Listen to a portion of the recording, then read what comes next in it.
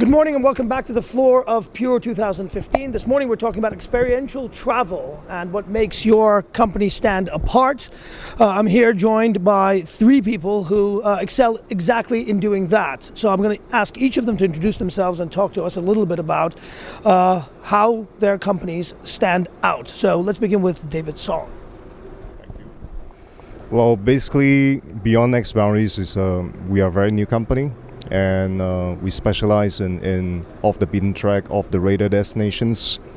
Well, think of the stance in Central Asia, the Caucasus, or think about the Middle East, from Iran to Oman.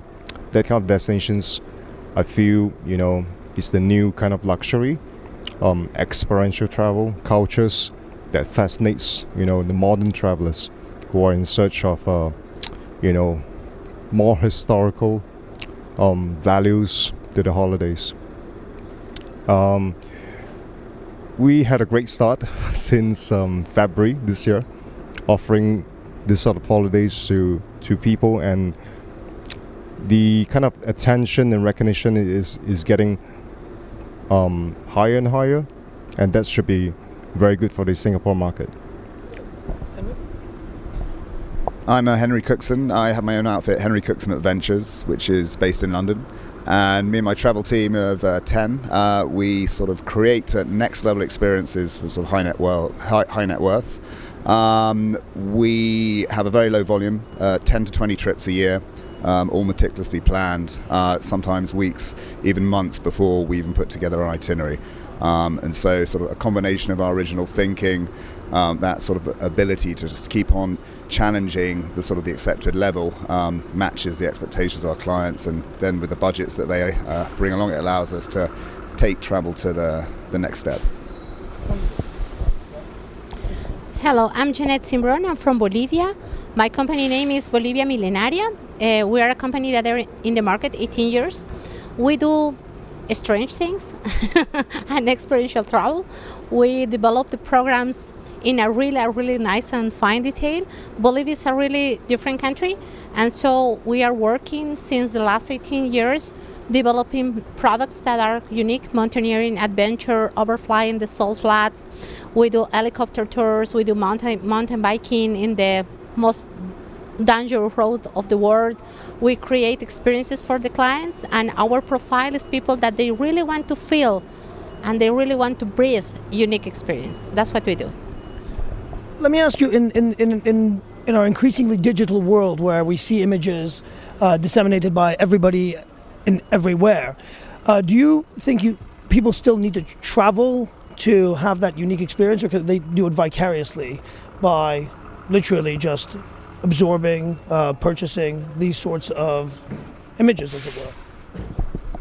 There's no doubt that social media and this sort of increased ability to just access incredible experiences on a daily basis it's raising the bar, it's raising expectations, and so when clients are coming to you, they want to repeat that thing, but what they often won't appreciate, this is a snapshot. It's an airbrush existence that you see through social media, and so the only way to be able to get close to delivering that is just absolute meticulous detailed planning. And even then, you need to manage those expectations, and you need to have a redundancy, you need to have a backup plan. And in that sense, David, how do you surprise and delight your clients within this sort of matrix? I think two keywords would be passion and purpose. Purpose meaning to say, what do you want to achieve for your company? Is it, because of profits driven kind of, setup that you want to do, or you want to be responsible for tourism at large? So that really, gives you the impetus of what we want to do, which is to create holidays, yet responsible for cultures and the people behind the scenes. Now, Jannette, you sort of specialize in Bolivia, which is one of the lesser-known destinations in the world. Can you derive experiences, do you think, from sort of well-trodden destinations, or does it have to be lesser-known to be better?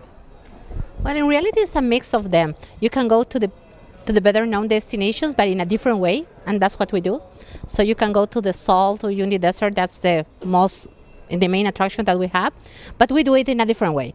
So that means that we create the product in a real process of learning what we sell and learning to whom we're going to sell the product. That's the main difference of the things that we do as all of the pure all the pure people that we are here. We create products that are according of what we live in terms of reality and what we want to expect that the clients could be able to live as an experience.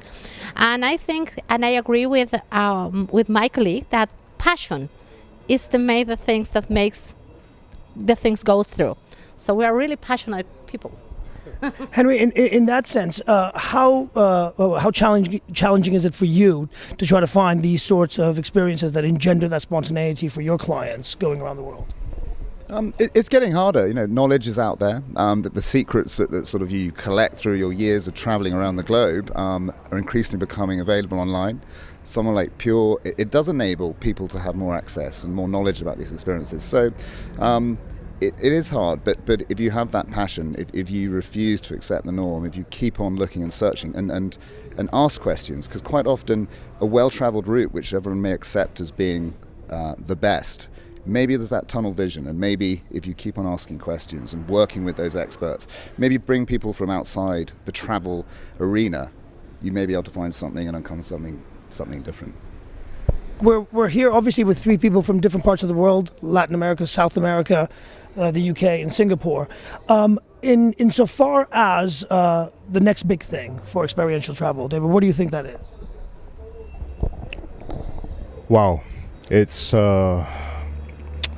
first of all education. Experiential travel, everything is already available at this point. Infrastructures is very well in most countries already. I think to take it to the next level is really all about, again, I will stress the word passion, because only with passion would you be able to look deeper into creating unforgettable experiences with local providers, the people that matters on the ground. People that are like farmers, to wine producers, etc. What about for you, Jannette? Well, in reality, I guess the next step is developing knowledge in the rest of the society to learn and to know what we have as in the case of my destination, that's kind of unique and new and a little bit strange, if you want to. So the knowledge of what we are able to give and to provide, I guess, is one of the next things that is going to happen. But in general, in the experiential travel, I think one of the most important thing is like you provide the real match between who are you selling and what they're expecting to receive in terms of achievement, I think so. And that's Pure for us. In terms of the next big thing, it's it's a very niche segment of the market, but increasingly you're now seeing a lot of expedition super yachts coming online. And that's really exciting in terms of the platform and ability to go to very remote, very far out places, very different experiences. It allows those who previously would have been hesitant to go to these parts of the world to suddenly have a very all-encompassing luxury experience, but then they can go and dip their toe into something which is totally unique, totally different, and something that previously would have not have considered. Fantastic. Thank you very much indeed for joining us from the floor of Pure 2015 with my wonderful panelists. I'm Farhad Heydari.